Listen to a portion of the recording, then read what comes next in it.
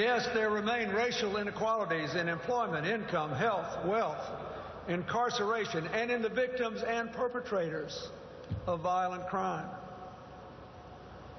But we don't face beatings, lynchings, and shootings for our political beliefs anymore.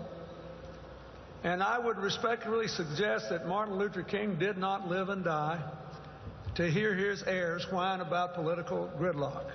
It is time to stop complaining and put our shoulders against the stubborn gates holding the American people back.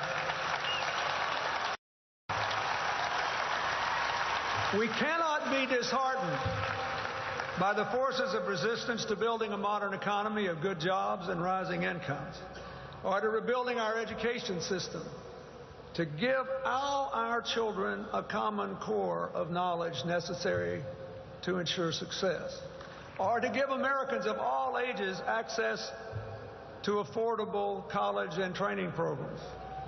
And we thank the President for his efforts in those regards.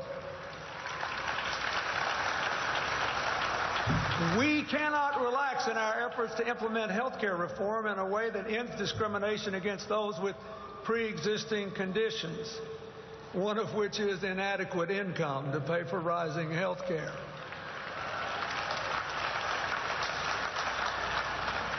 A health care reform that will lower costs and lengthen lives. Nor can we stop investing in science and technology to train our young people of all races for the jobs of tomorrow and to act on what we learn about our bodies, our businesses, and our climate. We must push open those stubborn gates. We cannot be discouraged by a Supreme Court decision that said we don't need this critical provision of the Voting Rights Act because look at the states that made it harder for African Americans and Hispanics and students and the elderly and the infirm and poor working folks to vote.